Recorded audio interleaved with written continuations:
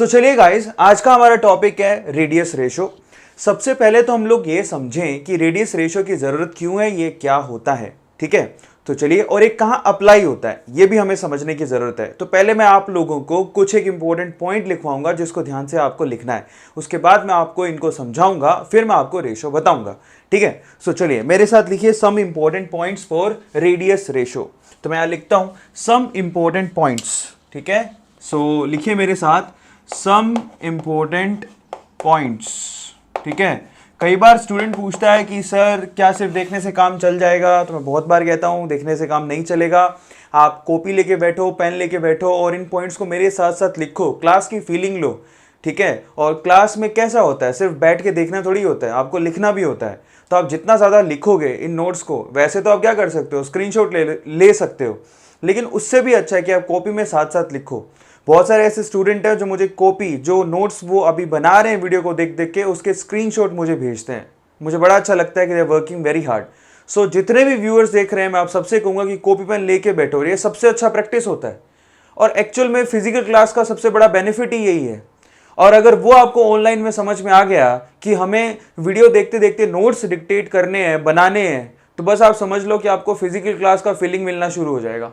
सबको समझ में आ गया? सो अभी वीडियो को पॉज कर लो, फटाफट से कॉपी उठाओ, पेन उठाओ और बैठ जाओ और मेरे साथ टॉपिक का नाम लिखो, radius ratio some important points. ठीक है, उसके बाद हम आगे चलते हैं। लिख लिया सब लोगों ने? सो चलिए सम इंपॉर्टेंट पॉइंट में सबसे पहले पॉइंट की तरफ चलते हैं ना। द फर्स्ट पॉइंट इज, देखिए रेडियस रेशो हम लोग किसके लिए ये कॉन्सेप्ट लगाते हैं, ओनली फॉर, ये कॉन्सेप्ट किसके लिए लगाया जाता है, ओनली फॉर आयनिक कंपाउंड्स। ठीक है, आयनिक कंपाउंड्स, ये कॉन्सेप्ट जो है ना सिर्फ आयनिक कंपाउंड्स में लगाया जाता है। सबसे पहली चीज तो रेडियस रेशो। ठीक है, अब ऐसा क्यों होता है, क्योंकि ये रेशो है कैटायन टू एनायन और कुछ है नहीं। आयनिक कंपाउंड का क्या मतलब, जैसे कि हम लोग बात करें NaCl के एग्जांपल दे रहा हूं, उसके लिए लगा सकते हो, KCl के लिए लगा सकते हो, ZnS के लिए लगा सकते हो, CF2 के लिए लगा सकते हो। सो ये ऐसे कंपाउंड एक्सेट्रा जो भी हैं, ऐसे कंपाउंड जिसमें क्या हो, कैटायन और एनायन अवेलेबल हो, उन कंपाउंड्स के लिए हम लोग, यानी आयनिक कंपाउंड्स के लिए हम लोग ये रेडियस रेशो का कॉन्सेप्ट लगाते हैं। सबको समझ में आ गया?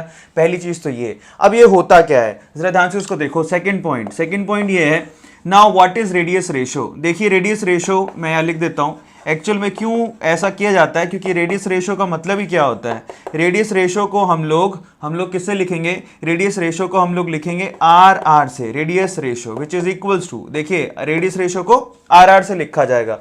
This is equals to the ratio of cation radius to the anion radius. बहुत इंपॉर्टेंट है, कैटायन का जो भी रेडियस होएगा और एनायन का जो भी रेडियस होएगा आयनिक कंपाउंड में, उसी के रेशो को हम लोग रेडियस रेशो बोलते हैं। बहुत सिंपल है, सबको समझ में आ गया? सो ये सिंपल सा, इसीलिए हम कहते हैं कि आयनिक कंपाउंड के लिए लगाया जाता है। क्लियर हो गया सब लोगों को? अब थर्ड पॉइंट क्या है, which is again so much important, इसको समझने की जरूरत है। अब आगे का सीन बहुत ही स्पेशल है, दैट इज अगर इसको हम लोग रेडियस रेशो बोलते हैं। क्लियर हो गया? सो अब जरा ध्यान से इसको देखिए, अगर कैटायन का रेडियस ज्यादा हुआ तो रेडियस रेशो भी क्या होगा, ज्यादा। ये तो सबको समझ में आ रहा है, कैटायन का रेडियस ज्यादा हुआ तो रेडियस रेशो भी क्या होगा, ज्यादा होगा। ये तो सबको फॉर्मूले से ही दिखाई दे रहा है। और एनायन का रेडियस ज्यादा हुआ तो रेडियस रेशो कम होगा। बट हम लोग डील करेंगे इससे स्पेशली। ठीक है, कैटायन का रेडियस ज्यादा हुआ तो रेडियस रेशो भी ज्यादा होगा। अब रेडियस रेशो के ज्यादा या कम होने से क्या होता है, जरा उसको हम लोग समझें। अब ये बहुत इंपॉर्टेंट है और उसको इलेबोरेट करके हम लोगों को आगे समझने की जरूरत है। सबको समझ में आ गया? सो फाइनली अगर रेडियस रेशो ज्यादा होता है, यानी कि कैटायन का रेडियस ज्यादा होता है, ऑब्वियसली तब रेडियस रेशो ज्यादा होगा। इसके कंपैरिजन में हम लोगों को बात करनी है स्पेशली। हम चाहें तो आप उल्टा भी बोल सकते हो, एनायन का रेडियस कम होगा तो भी रेडियस रेशो ज्यादा होगा, लेकिन हम ऐसे बात नहीं करेंगे। ठीक है, जनरली क्यों ऐसा होता है, क्योंकि आप पीरियोडिक प्रॉपर्टी में पढ़ चुके हो, आप सब लोगों को पता होगा। एक और पॉइंट मैं यहां पे लिख देता हूं, दैट आपको मालूम होना चाहिए कि जो एनायन का रेडियस होता है वो हमेशा ज्यादा होता है as compare to cation radius. ये तो आप पढ़ चुके हैं ना पीरियोडिक प्रॉपर्टी के अंदर, कैटायन रेडियस हमेशा कम होता है। क्योंकि कैटायन कब बनता है, आप जरा सोचिए, इलेक्ट्रॉन को लूज करने के बाद। इलेक्ट्रॉन लूज होता है तो साइज जो होता है वो ओन श्रिंक होने लगता है। सिंपल सी बात है, और ड्रेस्टिक फर्क पड़ता है। आपको एक और बात बता देता हूं, जब भी एक इलेक्ट्रॉन गेन किया जाता है या फिर एक इलेक्ट्रॉन लूज किया जाता है, तो रेडियस पे ड्रेस्टिक फर्क पड़ता है। ड्रेस्टिक मतलब अच्छा खासा फर्क पड़ जाता है। इसलिए हम लोग यहां पर एनायन पे बात ना करते हुए कैटायन के ऊपर बात करेंगे। सबको समझ में आ गया? इस पॉइंट पे फोकस किया गया साइंटिस्ट लोगों के द्वारा रेडियस रेशियो के कॉन्सेप्ट में। ये आपको ध्यान रखना है, दिमाग में बिठा लोगे तो ईजी हो जाएगा, और इसको मैं यूज भी करूंगा अभी थोड़ी देर में, ठीक है, जिससे आपको ज्यादा समझ में आएगा। सो फाइनली हम ये जानते हैं कि जो एनायन का रेडियस होता है वो कैटायन के रेडियस से ज्यादा होता है, एज वी नो। और फिफ्थ जो पॉइंट है वो बहुत ही इंपॉर्टेंट है। अब इसको हम लोग निकालते क्यों हैं, उसका रीजन क्या है, तो मैं आपको यहां पे लिखता हूं, उसके बाद मैं उसको समझाऊंगा, ठीक है। सो फाइनली जरा ध्यान से देखो, अगर रेडियस रेशो आयनिक कंपाउंड के लिए ज्यादा है, ध्यान से समझिए, if the radius ratio is high, ठीक है, लिख लीजिए, if the radius ratio is high the stability of ionic compound is high, the stability of ionic compound is high. बहुत ही इंपॉर्टेंट है। अब कैसे है ये मैं आपको समझाऊंगा, ठीक है। रेडियस रेशो अगर ज्यादा है तो ये कंफर्म है कि यहां पर आयनिक कंपाउंड की स्टेबिलिटी जो होगी, लेटिस की स्टेबिलिटी, वो भी क्या होगी, हाई होगी। बहुत ही इंपॉर्टेंट है, और इसको आप स्टार लगा लो। अब इसी चीज को हमें आगे समझने की जरूरत है। सबको समझ में आ गया? अगर रेडियस का रेशो हाई है किसी आयनिक कंपाउंड के लिए तो उसकी स्टेबिलिटी भी हाई होगी। और ये बहुत इंपॉर्टेंट पॉइंट है, इसको मैं स्टार लगा रहा हूं और इसको मैं समझाऊंगा भी, और ये बहुत सारे एग्जाम में सीधे पूछे जाता है। एक और पॉइंट मैं यहां पर लिख देता हूं, point number 6। This is again so much important, आप जरा दिमाग लगाइएगा। खैर मैं उसको आगे समझाऊंगा भी। अब जरा ध्यान से इसको देखिए, if the radius ratio is high, मतलब अगर मैं कहूं कि यहां पर रेडियस ऑफ कैटायन जो है वो ज्यादा है, तो कैटायन अगर बड़ा है, जरा सोचिए, आप खुद से दिमाग लगाइए कि एक कैटायन में कहूं इतना ही है और एक कैटायन में कहूं ये है, तो बताइए ज्यादा एनायन किसको सराउंड करेंगे? ऑब्वियसली बड़े वाले को, क्योंकि यहां पर एरिया ज्यादा है ना, तो ज्यादा एनायन इसको सराउंड कर पाएंगे। तो ज्यादा एनायन अगर सराउंड कर पा रहे हैं, यहां देखिए कितने एनायन लगा सकते हो आप, बहुत सारे दिखाई दे रहा है, सबको समझ में आ गया। जबकि छोटा होगा तो कम ही लगा पाओगे ना, इसी साइज के कम लगा पाओगे। ये देखिए 3 ही लगा पाए, तो इसका मतलब अगर कैटायन की साइज छोटी होती है, ठीक है, तो कम एनायन उसको सराउंड कर पाएंगे। Now this is cation and these are anions. और अगर कैटायन का साइज बड़ा होता है तो उसको ज्यादा एनायन सराउंड कर पाएंगे। अब सराउंड का मतलब उसको टच कर रहे हैं, किसको, कैटायन को, यस और नो, तो कोऑर्डिनेशन नंबर क्या हो गया, हाई। तो देखिए यहां बहुत इंटरेस्टिंग, अगर रेडियस रेशियो ज्यादा होता है, या फिर हम लोग कहें यहां पे कि रेडियस ऑफ कैटायन ज्यादा होती है, तो इसका मतलब कोऑर्डिनेशन नंबर भी क्या होगा, हाई होगा। बहुत ही ज्यादा इंपॉर्टेंट है। कोऑर्डिनेशन नंबर ज्यादा क्यों होता है, देख लिए, 2 एग्जांपल तो मैंने यही दे दिया आपको, ध्यान से देखो। ये छोटा है साइज में कैटायन, तो 3 ही एनायन इसको सराउंड कर पा रहे हैं, जबकि ये बड़ा है तो उसको उससे ज्यादा सराउंड कर पा रहे हैं। सिंपल सी बात है। और ज्यादा टच कर पा रहे हैं तो नेबरिंग एटम ज्यादा है, इसका मतलब कोऑर्डिनेशन नंबर ज्यादा होएगा, ठीक है। सो ये 6 पर्टिकुलर पॉइंट है जो कि काफी ज्यादा इंपॉर्टेंट है। सबको समझ में आ गया? अब इस थ्योरी को अप्लाई करने से पहले हमारे कुछ अजम्पशन है, और वो अजम्पशन ऐसे ही नहीं है। हालांकि एटम को तो किसी ने देखा नहीं है, बहुत स्मॉल पार्टिकल होता है, लेकिन वो अजम्पशन भी बहुत ही एक्सपेरिमेंट्स के थ्रू लेकर आए गए हैं। मतलब कोई आयनिक कंपाउंड में रेडियस रेशो अप्लाई करने से पहले 3 चीजों का आप लोगों को ध्यान रखना है। मतलब कैटायन और एनायन आपस में किस वे से सराउंड होने चाहिए, उसकी 3 कंडीशन उन्होंने बनाई है, ताकि क्या हो, आयनिक कंपाउंड की स्टेबिलिटी ज्यादा हो। वो 3 कंडीशन कौन सी हैं उसके बाद हम लोग स्टडी करेंगे। मतलब ये 3 कंडीशन अगर कोई आयनिक कंपाउंड फुलफिल करता है, इसका मतलब उसकी स्टेबिलिटी बहुत अच्छी है, ठीक है, वो आयनिक कंपाउंड बहुत ही अच्छे तरीके से स्टेबल है, उसका लेटेस बहुत अच्छे तरीके से स्टेबल है। और वो 3 कंडीशन कौन सी है मैं यहां लिखता हूं, ठीक है। सो ये तो हो गए 6 पॉइंट जो आप लोगों को ध्यान रखने हैं, ठीक है। उसके बाद मैं आपको स्क्रीनशॉट का मौका दूंगा। Now will talk about the 3 points, ठीक है, 3 पॉइंट्स ऑफ स्टेबिलिटी, ठीक है, stability of ionic compound, ionic compound. तो अब ये 3 पॉइंट जो हमें आगे लेके जाएंगे। सो चलिए गाइस उन 3 पॉइंट को देखते हैं जिनके बारे में मैं डिस्कशन कर रहा था। सो फर्स्ट पॉइंट इज, पहला पॉइंट लिखिए मेरे साथ। Now the first point is cation and anion, ठीक है, cation and anion assume to be spherical in shape, assume to be spherical in shape and must be touching each other. ये बहुत important point है। जो पहला point मैंने आपको लिखा है वो क्या है, जरा ध्यान से इसको समझे। सबसे पहले तो आपको कैटायन और एनायन को कैसा मान के चलना है, स्फेरिकल मान के चलना है, हार्ड स्फेयर मान के चलना है, जो कि खैर हम मानते ही हैं। यहां पर डायग्रामेटिकली भी हम लोग ऐसा ही यूज करते हैं। दूसरा, कैटायन और एनायन को आपस में क्या होना चाहिए, एक दूसरे को टच करना है, ठीक है। सेकेंड पॉइंट देखिए, now the second point is, लिखिए मेरे साथ, एनायन जनरली, ठीक है, will not touch to other anion. देखिए आप, बहुत इंपॉर्टेंट पॉइंट है कि जनरली एनायन जो है दूसरे एनायन को क्या नहीं करना चाहिए, टच नहीं करना चाहिए। एक एनायन दूसरे एनायन को टच नहीं होगा, ये जनरली ऐसा होता है। आप खुद ही सोचिए, अगर देखिए वैसे तो मैंने यहां पर एक दूसरे को टच करते हुए बनाया, लेकिन जनरली ऐसा होना चाहिए, स्टेबिलिटी के लिए ऐसा होना चाहिए कि एक एनायन दूसरे एनायन को टच नहीं करना चाहिए। ऐसा होगा, जरा ध्यान से देखा, ऐसा क्यों?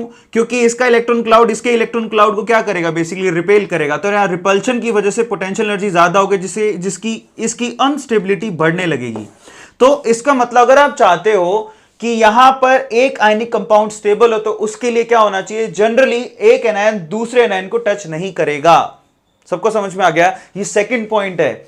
जितना ज्यादा आप स्टेबल बनाना चाहते हो उसके लिए आपको क्या जरूरत है, सबसे पहले तो कैटायन और एनायन स्फेरिकल मानने और एक दूसरे को टच करते हुए मानने, कैटायन और एनायन एक दूसरे को टच करें। लेकिन यहां पर एनायन और एनायन एक दूसरे को टच नहीं करेंगे तो उससे स्टेबिलिटी बढ़ेगी, जनरली ऐसा होता है। सबको समझ में आ गया? लेकिन अगर बहुत ज्यादा क्लोज है तो एक दूसरे को टच करेंगे, लेकिन वो स्टेबल नहीं होंगे। ये तीन कंडीशन कौन सी है, मैसिव स्टेबिलिटी के लिए है। सबको समझ में आ गया? सो फाइनली जरा ध्यान से देखो थर्ड पॉइंट क्या बनेगा। थर्ड पॉइंट यहां पर यह बनेगा that cation must surround bye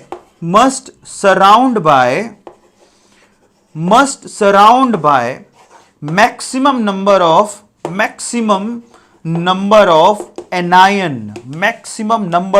anion and vice versa. So इसका मतलब क्या है, जरा ध्यान से इसको चेक करो। इफ यू वांट कि आयनिक कंपाउंड का स्टेबिलिटी ज्यादा हो, तो उसके लिए cation maximum number of anion से क्या होना चाहिए, सराउंड। दैट्स इट, जिससे उनकी पोटेंशियल एनर्जी कम हो जाएगी, क्योंकि कैटायन की जो पोटेंशियल एनर्जी उसको रिड्यूस कौन करेगा, एनायन। तो जितना ज्यादा कैटायन जो है एनायन से सराउंड रहेगा, उतनी ज्यादा उसकी पोटेंशियल एनर्जी कम होगी, और अगर एनर्जी कम होती जाएगी तो स्टेबिलिटी बढ़ती है। यह आपको सबको समझ में आता है? सो फाइनली ये मतलब निकलता है। और अगर ये तीन पॉइंट फुलफिल हो रहे हैं, इसका मतलब आयनिक कंपाउंड की स्टेबिलिटी बहुत अच्छी है। दोबारा से एक्सप्लेन कर देता हूं। सबसे पहले तो कैटायन और एनायन को आपको कैसे एज्यूम करना है, स्फेरिकल, हार्ड स्फेरिकल शेप में अज्यूम करना है, और कैटायन और एनायन आपस में टच करते हुए होने चाहिए। पहला पॉइंट। दूसरा पॉइंट, एनायन जनरली दूसरे एनायन को टच नहीं करेगा फॉर मोर स्टेबिलिटी। सबको समझ में आ गया? ठीक है। तीसरा पॉइंट, जो कैटायन है वो मैक्सिमम नंबर ऑफ एनायन से सराउंड रहना चाहिए ताकि एनर्जी डिक्रीज हो जाए और स्टेबिलिटी बढ़ने लगे। सबको समझ में आ गया? तो बस इन पॉइंट्स को ध्यान में रखते हुए, और ये जो पॉइंट मैंने आपको लिखा है उनको ध्यान में रखते हुए हम लोग रेडियस रेशियो को पढ़ेंगे। सबको समझ में आ गया? सो चलिए गाइस आगे चलते हैं, लेकिन उससे पहले इसको ध्यान से देखो। आगे बढ़ने से पहले एक एक पॉइंट को ध्यान से देखो क्या लिखा है, और उसके बाद आगे की वीडियो देखना। टिल देन स्क्रीनशॉट ले लो, चलिए ले लीजिए।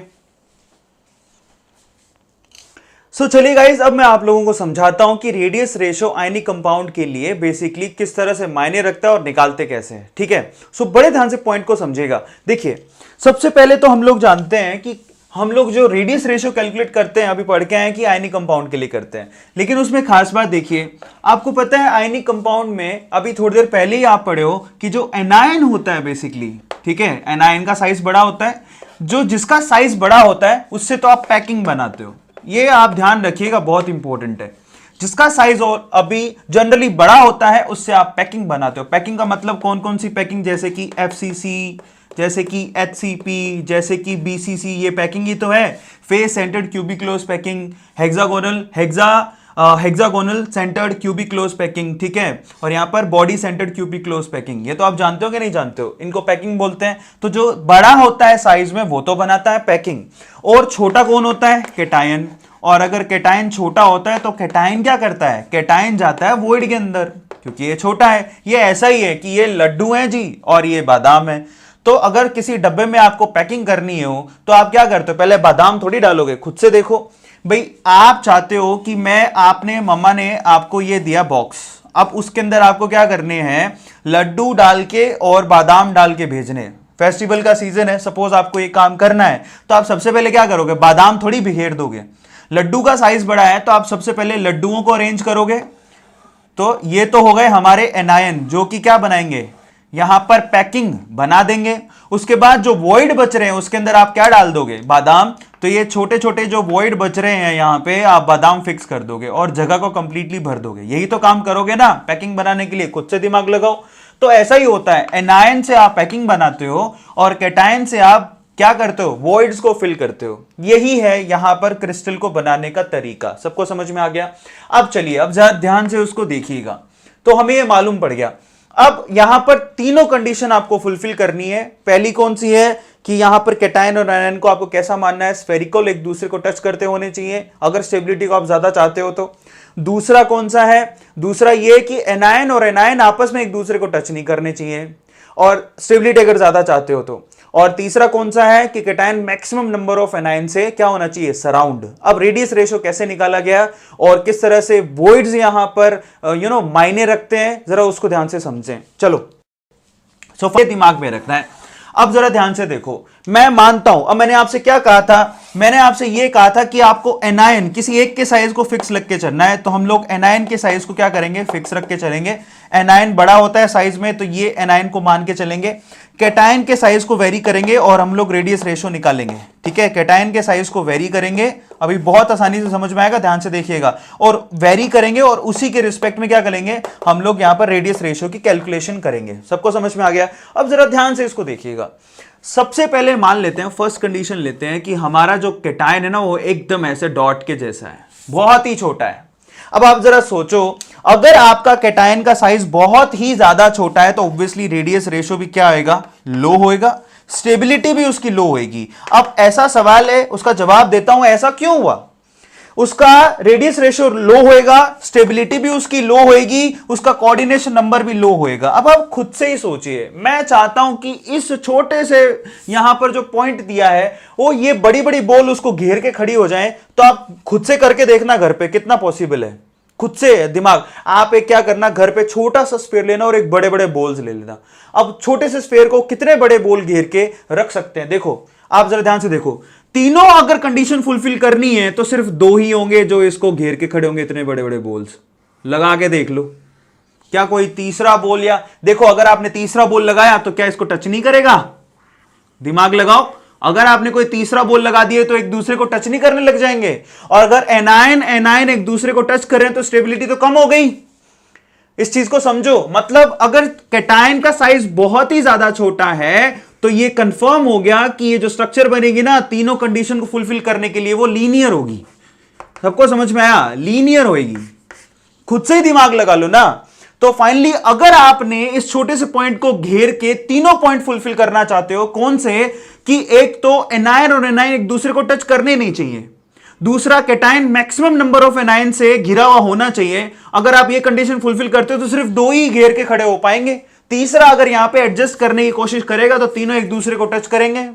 आप खुद ही घुसा के देख लो, इफ यू वांट कि कोई तीसरा आए बॉल और इस कैटायन को टच करे तो इनको एडजस्ट करना पड़ेगा और ये एडजस्ट करेंगे, एक दूसरे को टच करने लग जाएंगे, तो तीनों टच करेंगे एक दूसरे को, तो स्टेबिलिटी तो घट गई ना।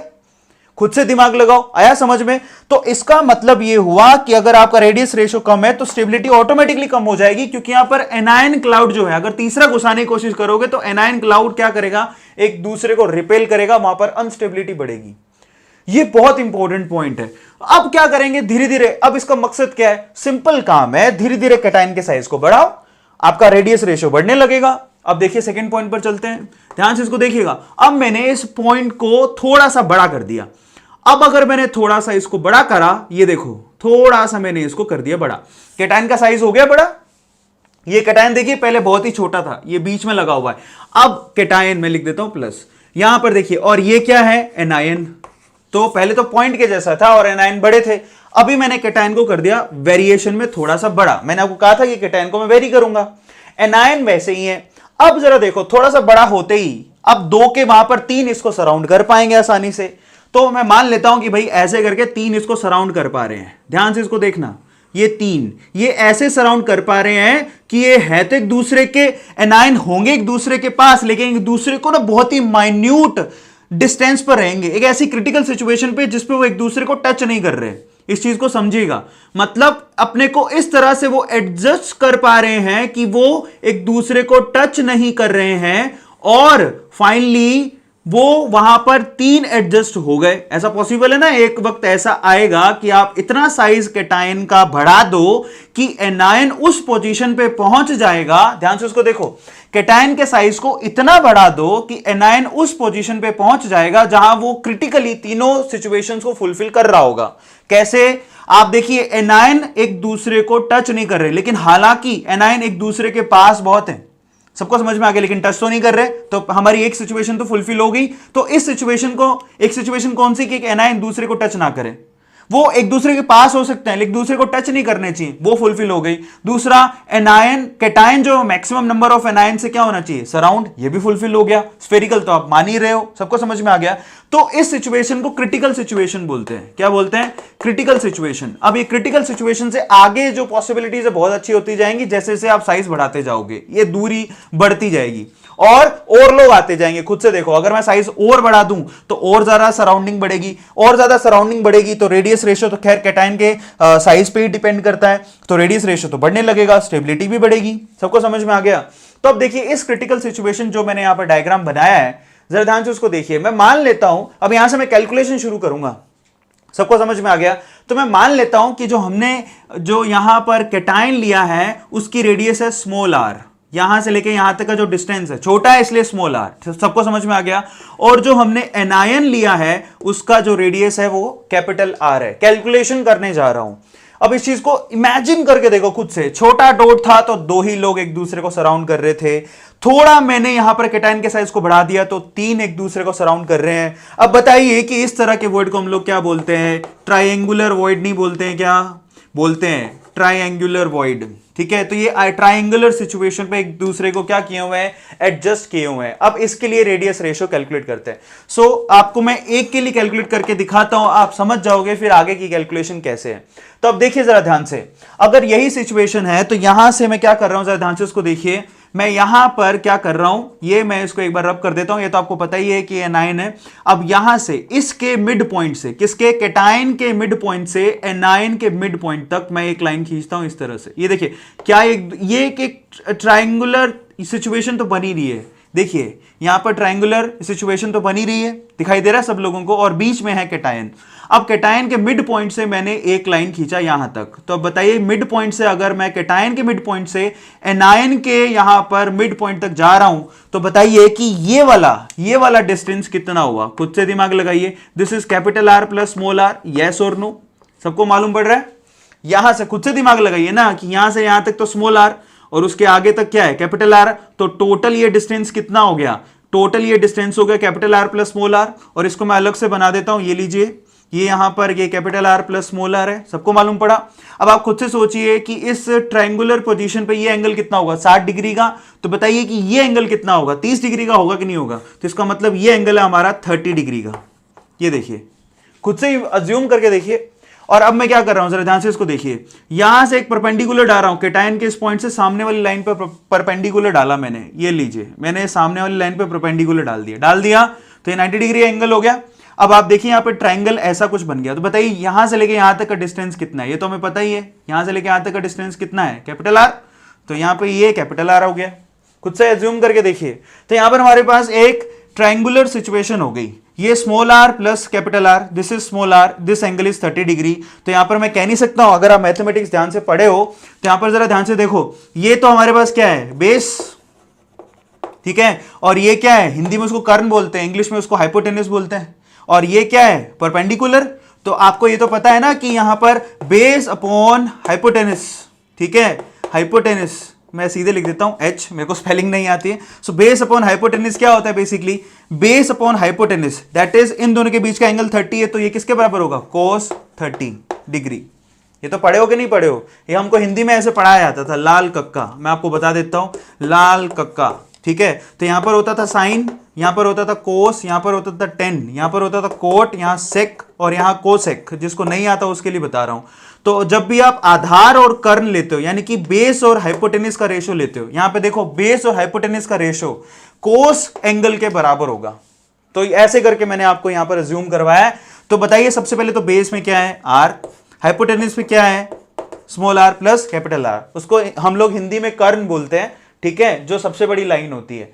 सो ये किसके बराबर होगा, दैट इज cos 30, ठीक है। हमको समझने से मतलब होना चाहिए, लैंग्वेज चाहे कुछ भी हो, समझ में आई थिंक आप लोगों को आ रहा होगा। ये शॉर्ट ट्रिक है जो हमें हमारी क्लासेस में सिखाई जाती थी, जो मैथ्स की क्लास होती है, इसको लाल कक्का बोलते हैं। राजस्थान में ऐसा कुछ होता है, बाकी स्टेट्स में क्या होता है मुझे मालूम नहीं। तो ये तरीका है, लाल कक्का याद रखोगे तो साइन कोस, कोस का मतलब आधार बटा कर्ण, मतलब बेस अपॉन हाइपोटेनस। तो यहां पर बेस हमारा आर है, हाइपोटेनस हमारा आर प्लस स्मॉल आर है, उसको cos 30 के बराबर रख दिया। तो अब जरा ध्यान से इसको देखिए, यहां से कैलकुलेशन करते हैं। तो r इज इक्वल टू क्या हुआ, cos 30 की वैल्यू होता है √3/2, याद है आप लोगों को। ये किसके बराबर आया, r plus small r, clear है। अब यहां से क्या करिए आप, यहां पर ये जो √3/2 r होएगा उसको इधर लेके जाइए, तो फाइनली यहां कितना होगा, r minus √3/2 r which is equals to small r, yes और नो। सो अब यहां से क्या करोगे, यहां से r को कॉमन निकाल लो, तो क्या बचेगा, 1 माइनस √3/2, ठीक है, r कॉमन निकाल लिया, विच इज इक्वल्स टू क्या हुआ, r। और हमें तो यहां पर क्या करना था, cation to anion radius ratio निकालना था। तो यहां पर देखो cation to anion radius ratio, small r upon क्या करोगे, कैपिटल R, ठीक है, यही तो रेशो निकालना था। उस कैपिटल R को वहां ले गए, that is equals to 1 minus √3/2, ठीक है, और ये वैल्यू आएगी small r upon capital R की 0.155। अब आप कैलकुलेट करके देख लो, ठीक है। सो फाइनली क्रिटिकल सिचुएशन जिसके बाद आपकी तीनों कंडीशन फुलफिल होंगी, ठीक है, यानी कि ट्रायंगुलर सिचुएशन क्रिएट हो जाएगी, उसके लिए हमारे पास रेडियस रेशो कितना होना चाहिए, 0.155। सबको समझ में आ गया, तो ये ध्यान रखना है। तो मैं आपको यहां पर मेंशन कर देता हूं, देखिए, मतलब इसके बाद सिचुएशन जो है ट्रायंगुलर वॉइड में चली जाएगी, क्लियर हो गया। तो यहां पर बस इस तरह से कैलकुलेशन करनी है। मैं हर एक वॉइड के लिए कैलकुलेशन नहीं करने वाला हूं, लेकिन मैंने आपको बता दिया यहां पर कि कैलकुलेशन हुई कैसे रेडियस रेशो की, क्लियर हो गया। सो फाइनली यहां पर ट्रायंगुलर सिचुएशन के लिए देखो, लीनियर से किधर गए, ट्रायंगुलर, ये क्रिटिकल है, मतलब इसके बाद ट्रायंगुलर सिचुएशन बनते जाएगी। सबको समझ में आ गया। साइज और बड़ा करोगे तो ये तीन और अच्छे से एडजस्ट होंगी, और ज्यादा बड़ा करोगे तो और ज्यादा अच्छे से एडजस्ट करेंगे। अब जरा सोचो, साइज में उस पर्टिकुलर पोजीशन पे ले गया कैटायन का, जब इसको अब 3 नहीं इसको 4 सराउंड कर सकते हैं, समझ में आ गया। तो वो कौन सा हो गया, टेट्राहेड्रल। और अगर और बड़ा कर दिया मैंने इसका साइज, तो 4 नहीं उसको 6 सराउंड कर सकते हैं, तो वो कौन सा वॉइड हो गया, ऑक्टाहेड्रल। तो सब डिपेंड किसके ऊपर कर रहा है कि कितने सराउंड करेंगे, वो कैटायन के साइज पे डिपेंड कर रहा है, दैट्स इट। अब इस सिचुएशन को समझ लीजिए, आप समझ गए होंगे कि यहां पर इसी तरह से आपको एक ट्रायंगल बनाना है, कैलकुलेशन करनी है और आपको रेडियस रेशो कैलकुलेट करना है। मैंने एक के लिए कैलकुलेट करके दिखा दिया, अब मैं आपको सीधे रेडियस रेशो बताऊंगा कि क्रिटिकल सिचुएशन के बाद आगे आगे कौन कौन सी शेप्स होंगी और उसके लिए रेडियस रेशो क्या होंगे। और एक्चुअल में वही हमारे काम का, ये कैलकुलेशन हमारे किसी काम की नहीं है, लेकिन फिर भी मैं आपकी जानकारी के लिए आपको बता रहा हूं कि रेडियस रेशो कैसे निकला। यहां से एक बात तो तय है कि सिर्फ अगर लीनियर सिचुएशन आ रही है तो उसके लिए रेडियस रेशो क्या होना चाहिए, यहां पर रेडियस रेशो होना चाहिए कितना, किसके बीच में, 0.155 से 0 के बीच में। खुद से सोचिए, 0 to 0.155 में लीनियर सिचुएशन बनेगा, क्योंकि 0.155 और इसके ऊपर तो कौन सा वाला सिचुएशन क्रिएट हो रहा है, ट्रायंगुलर। सबको समझ में आ गया। सो ऊपर कितना, ये हमको सोचना है, मतलब 0.155 और रेडियस रेशो आगे कितना होगा, बस ये मैं आपको अभी बताने वाला हूं। सबको समझ में आ गया कि वहां पर ट्रायंगुलर सिचुएशन बनेगी, मतलब यहां पर जो एनायन है ट्रायंगुलरी सिचुएट करेंगे और वॉइड क्रिएट होगा, वहां पर कैटायन रहेगा। क्लियर हो गया? बस उसी को रेडियस रेशो बोलते हैं। मतलब और एक वक्त ऐसा आएगा कि साइज इतना बड़ा हो गया, आप 3 नहीं, अब उसको 4 सराउंड कर पाएंगे। जब 4 सराउंड कर पाएंगे तो फिर वो कौन सा वाला सिचुएशन क्रिएट हो जाएगा? टेट्रा। और अगर और साइज बढ़ा दिया, 6 सराउंड कर पा रहे तो वो सिचुएशन कौन सा होगा? ऑक्टा। और जनरली देखा गया 5, 7, 9 इनके लिए जो हमारी सिचुएशन है, तीनों की तीनों कंडीशन फुलफिल नहीं होती। इसलिए किस किस के लिए सिचुएशन फुलफिल होती है? एक तो लीनियर, मतलब 2 के लिए, 3 के लिए, 4 के लिए। 2, 3, 4 क्या कह रहा हूं कि कितने एनायन सराउंड कर रहे हैं। अगर 2 एनायन सराउंड कर रहे हैं तो हमारे पास लीनियर हो गया। अगर एक कटायन को 3 एनायन सराउंड कर रहे हैं तो वो कौन सा हो गया? ट्रायंगुलर हो गया। अगर एक कटायन को 4 एनायन सराउंड कर रहे हैं तो वो कौन सा हो गया? टेट्रा हो गया। अगर एक कटायन को 6 एनायन सराउंड कर रहे हैं तो वो कौन सा हो गया? ऑक्टा हो गया। सबको समझ में आ गया? इस तरह से। और ये सिचुएशन की रेडियस, मैं अभी आपको रेडियस रेशो थोड़ी देर में बताता हूं। टिल देन फटाफट से क्या करिए, इसका स्क्रीनशॉट ले लीजिए। अब मैं सीधे बताऊंगा आपको, कैलकुलेशन नहीं करूंगा, ठीक है? वो किसी काम की भी नहीं है, इसलिए वो रेडियस रेशो ही आपको ध्यान रखना है। चलिए फटाफट से स्क्रीनशॉट ले लीजिए। चलिए गाइस, अब मैं आपको टेबल बनवा देता हूं हर एक सिचुएशन के लिए। मतलब लीनियर के लिए रेडियस रेशो क्या होना चाहिए, ट्रायंगुलर के लिए क्या होना चाहिए, टेट्राहेड्रल के लिए क्या होना चाहिए, ऑक्टाहेड्रल के लिए क्या होना चाहिए, और उसके बाद क्या होगा, रेडियस रेशो कितना वेरी कर सकता है, ठीक है? वो मैं आप लोगों को बताता हूं, बड़े ध्यान से इसको समझिएगा। और एक्चुअल में कैलकुलेशन हमारे इसलिए काम की नहीं है कि अगर आपको मैंने बता भी दी उससे कुछ फर्क पड़ने वाला नहीं है। आपको रेडियस रेशो याद ही रखना पड़ेगा, क्योंकि कॉम्पिटिटिव एग्जाम में अगर आप वहां पर ड्राइव करने बैठ गए तो टाइम खराब होगा। इसके लिए आपको क्या करना है, ये छोटी सी टेबल है और बहुत सिंपल है, इस टेबल को याद रख लो बजाय डेरिवेशन याद रखने के। टेबल को याद रख लो, और उसके लिए क्या करना है आपको, एक पेज ले लो और उस पे इसको लिख लो और अपनी टेबल पे उसको चिपका लो, ठीक है? उससे आपको क्या होगा, बेसिकली बस उसको देखते रहो, आपको अपने आप से रेडियस रेशो याद हो जाएगा। सबको समझ में आ गया? और एकदम एग्जैक्ट याद करने की जरूरत नहीं है, क्योंकि एग्जैक्टली नहीं पूछा जाता, वो रेंज बताते हैं आपको। उस रेंज में अगर आपको ध्यान रह गया तो आप तुरंत आंसर कर दोगे, ठीक है? तो वो टेबल कैसे है, जरा ध्यान से इसको देखो।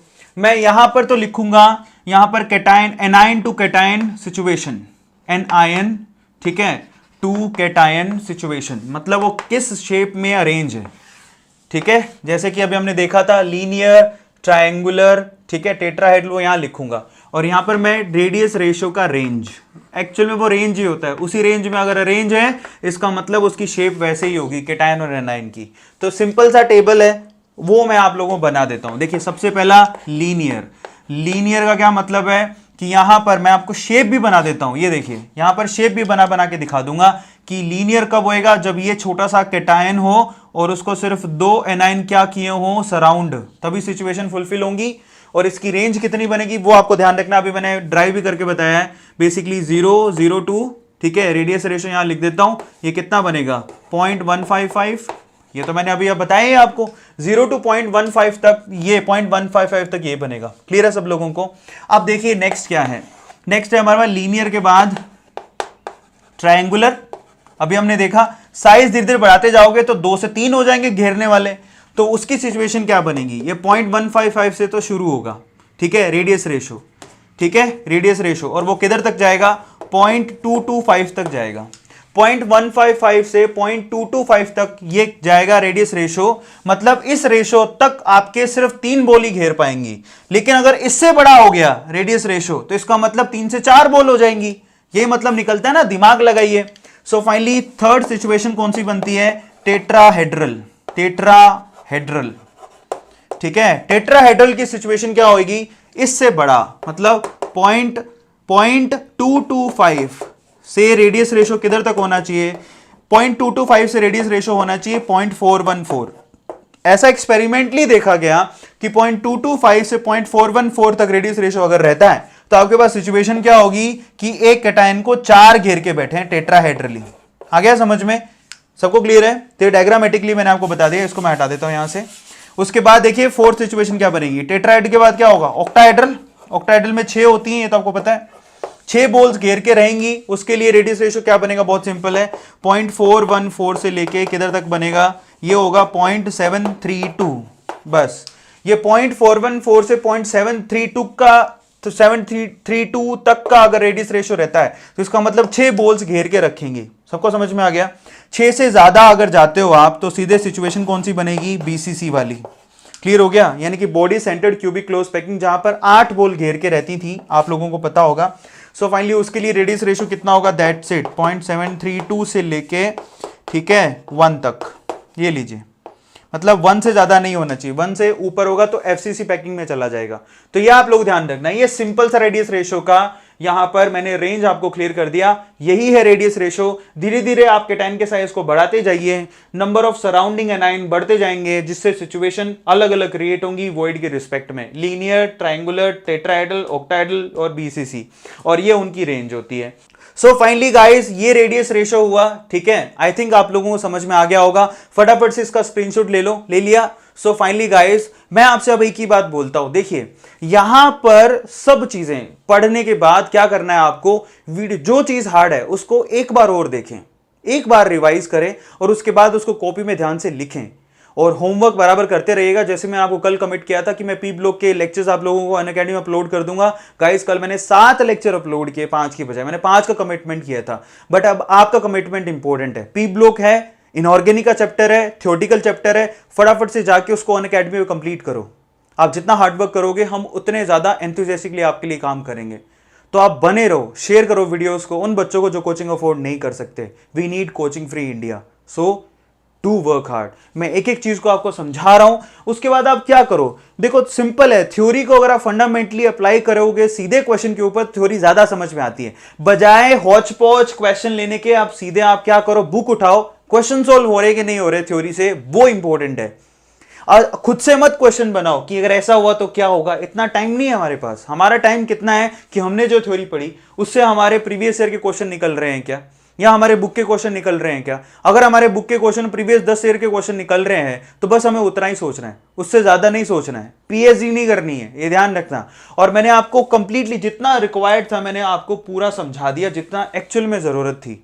तो याद रखिए, मुझे तो क्या है केमिस्ट्री पढ़ानी, लेकिन आपको तीनों सब्जेक्ट पढ़ने हैं। सो मेमोरी की भी शॉर्टेज है, तो जितना जरूरत है 2 साल में जितना आता है, ठीक है, उतना पढ़ें। उससे ज्यादा अगर क्वेश्चन और आंसर चाहते हैं तो आगे आपको बच्चों पढ़ना ही है। इंजीनियरिंग वाले तो पढ़ते हैं, मेडिकल वालों को खैर नहीं जरूरत पड़ती है, लेकिन फिर भी focus on the required situations and conditions. सबको समझ में आ गया? सो इसके लिए क्या करो, टू वर्क हार्ड। फटाफट से क्वेश्चन जो है यहां पर जो होमवर्क दिया है उसको देख लो और इन वीडियोस को शेयर करो। अगली वीडियो मिलते हैं, till then thank you so much guys, thanks a lot.